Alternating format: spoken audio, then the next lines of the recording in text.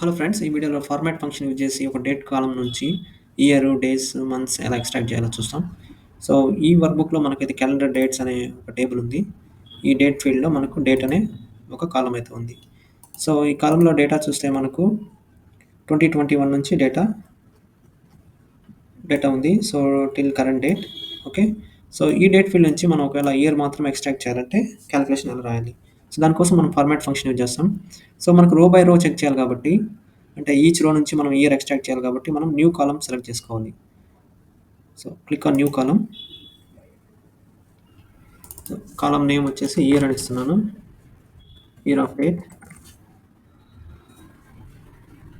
Format.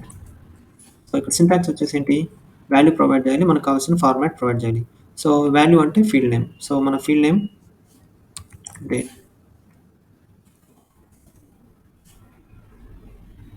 Calendar డేట్స్లో date అనే field ఉంది. సో దాన్ని యూస్ చేస్తున్నాం.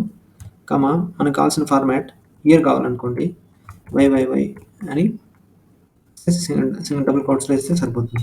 So enter. సో ఇక్కడ చూస్తే మనకు ఈచ్ డేట్ నుంచి మనకు ఇయర్ ఎక్స్ట్రాక్ట్ అయింది. ఓకే.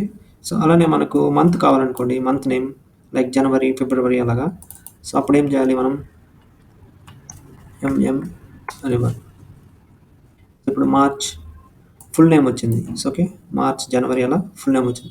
అలా కాకుండా ఓన్లీ జనవరి జేఎన్ ఎఫ్ఈబి అని రావాలనుకోండి, ఇప్పుడు జస్ట్ 3 లెటర్స్ ఇస్తే ఇలా ఇస్తే సరిపోతుంది.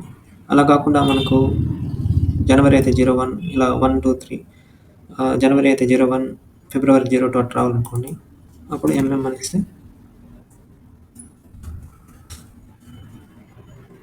ఇక్కడ మనకు నెంబర్స్ వస్తాయి ఇన్స్టెడ్ ఆఫ్ టెక్స్ట్. ఓకే. అలా కాకుండా మనకు డే కావాలనుకోండి, డీడీ అని ఇవ్వచ్చు. సో ఈ డేట్స్ నుంచి మనకు డేస్ని ఎక్స్ట్రాక్ట్ చేస్తుంది. ఓకే.